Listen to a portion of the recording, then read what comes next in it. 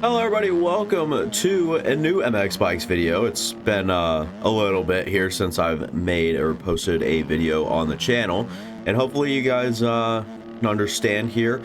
I have interests, kind of elsewhere, kind of throwing MX Bikes kind of in the rear view mirror for right now, and a lot of stuff happening with another one of my channels that's linked down in the description. It's the football one. If you guys don't know me real well, I'm really into American football, and that's kind of just where my focus has been right now, getting a few opportunities over there as well. So hopefully you guys can understand, but still bringing back some MX Bikes content, because I just, I like making the content a bit, and also I just want to hit it while it's relevant right now with this track and how different and fascinating, and in my opinion, how good this is for the future of like motocross, which it sounds weird because I'm riding a supercross track right now, but I'll kind of break it down for you guys. We're coming up here on the best example section here, where we're gonna get over this roller, and then we're gonna have this choppy section basically,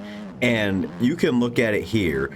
And this is no joke. It's really good. I really like this leading into what is a very choppy corner. But in real life, motocross straightaways look like this all the time. It's not like this is some foreign concept you're picking this up. Like, I just love the realism of the roughness on this track, and I know it's probably not going to be Stone Rider that makes the motocross tracks, but it'll be someone, and the fact that someone as major or as big of a track creator as Stone Rider has picked up on this, and then the ability to like wheelie over this one, then go double, and then like jump into the corner. Like, I just love the way that this track's roughness is. I love the bumps, I love the placement, I love the size of the chop and stuff like that, that I thought it'd be worth making a whole video on and kind of compare it to real life, because I went through and I got some clips and kind of just wanted to show you guys what motocross is like in real life. And man, it's so much different than what we normally play on MX Bikes. Like, there are a few sections that I think TFC did last year that I liked the roughness on, but it wasn't anything near what I like to see like from real life. Like, this is kind of my dream component to a track, if you will. My dream feature in a track would be this on every single straightaway on some motocross track. So if we got a national this upcoming year and it had this on every single straightaway, that automatically becomes my favorite track. Because look, you have to sift through this, find the fastest way through, slow down, right, and then enter the corner, and then exit the corner with the appropriate speed, right? That is the most realistic experience you're probably gonna get, and it's coming from a supercross track. And I think that it's perfect, because you got to pick your lines, you got to weave your way through the rough and tough. In real life, it's really similar to this in a fact where you're kind of working with some chop in the popular lines, and then maybe where it's a little bit softer and there's not as much braking bumps or anything like that. Like, there's the options and the lines to venture elsewhere because it's so choppy or whatever. So it opens up a whole new dynamic. It opens up a whole, I guess, new idea of like line choice and kind of finesse to it. And that's why I've really come to enjoy the rough section on this track and just the roughness in general. We'll come up on it one more time, and I'll kind of try to Jet Lawrence, if you will, where you can kind of jump the bumps too. It's not like you're just sat there and getting through them. So that could also be somewhat fun to try to find like a setup for, or just try to get the timing right where you're jumping through the bumps instead of really going all in and I guess just blitzing through them all.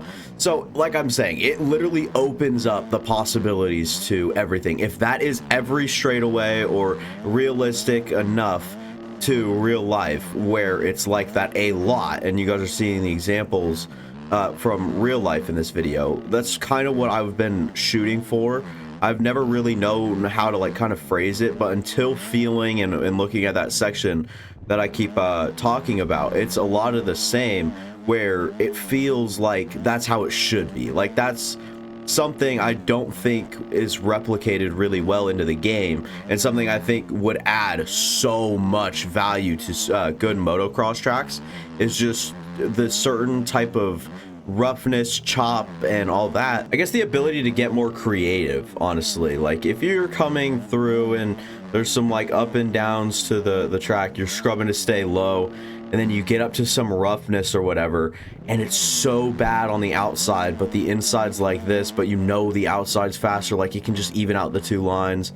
Like it's, yeah, like watching IanM, Washugal, all the races, like some things you'll see is someone going fast on the clean line, right? Like, so someone, let's say that the outside here is clean, and you're gonna fly through the outside here, right? And you're obviously gonna look faster, you're gonna keep that momentum up, but sometimes the faster line is when you're like slowing down, working through the roughness, finding that inside line and getting through it. Like, it's not a whole speed and I think in MX bikes it does a bad job, or like there's no real way that we've seen that can give us that new dynamic or that extra dimension of Supercross, because we've always kind of just, or Motocross, I apologize, I think we've always just kind of had the fast line and the slow line, and some lines are taken to pass and whatnot, but we've never really had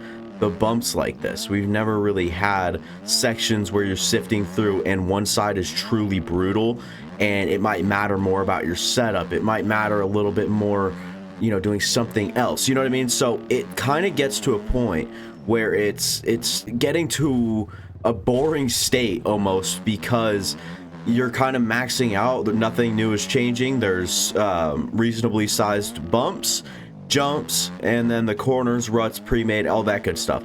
Now you add something like this in, where you come out of a corner and you have to pick what line you're going to choose, and the corner or the straightaway might affect where you're going, and you might still have that predominant line that kind of just prevails as the fast line, but at least there's other ways through it. There's guys that might not have the right bike for it. Like, there just adds a new dimension to motocross, if that makes sense. It adds a new layer on top of what we already have, and the level is already set so high, but imagine how much of a skill gap that offers. A new sort of, I don't know how to call it, but kind of just the same thing I've been talking about. It just adds something that we don't currently have, and yes, there might be glimpses of it, like Paula from last year kind of reminds me of that, from TFC in his first pro track, with all the bumps and everything that he brought to that track, but the lines were still generally easy. You were able to still kind of fly through it.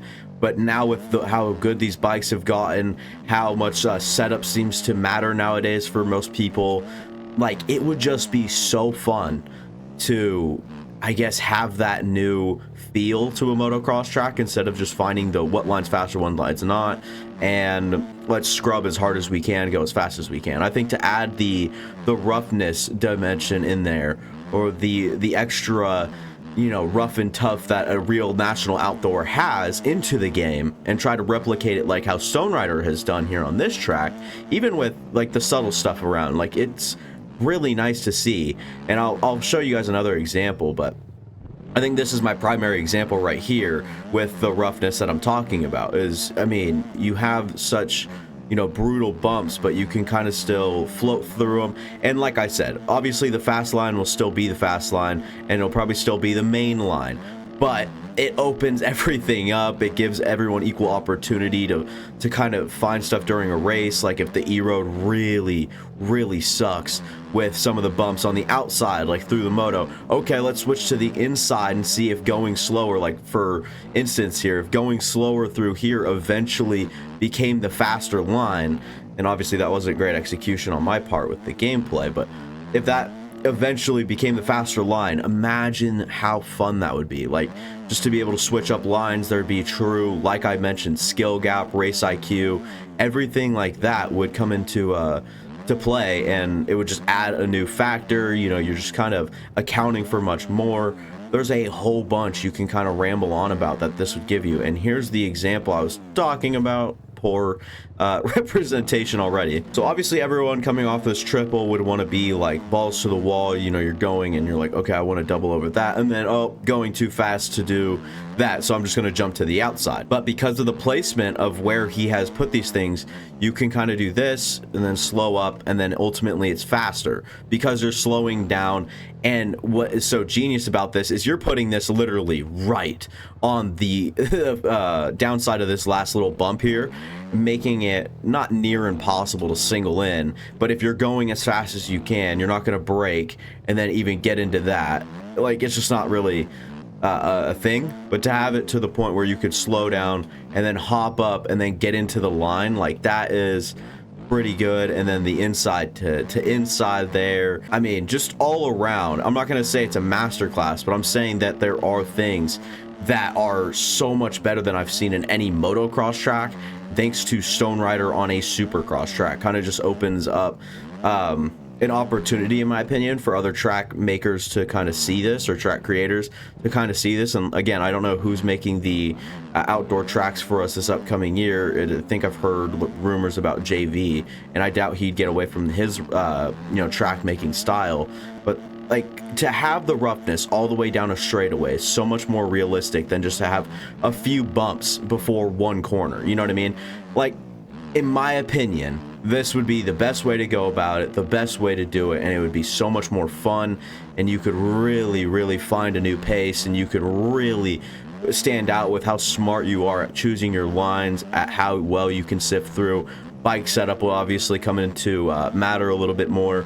So let me know how you guys feel, because most importantly, that's kind of what I'm doing this video for. If you guys agree or disagree, let me know down in the comments, because I would really like this to kind of stick and maybe get out there a little bit with the word and how tracks, like, hopefully motocross track creators kind of look at it that way, where you kind of have to slow down. You have to be more, you know, strategic with the lines you're picking, and you can't just rush through everything. And I think that's kind of where this game has been headed.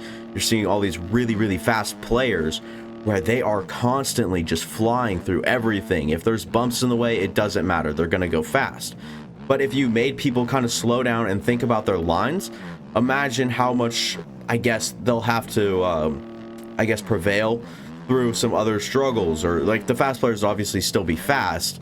You're just giving them, one, another obstacle, and two, other players more of a chance that might not have that just raw, flat out hand on the throttle, like, just go for it mentality or riding style. I think a lot of it would come into play where you're like, okay, I can be smarter here.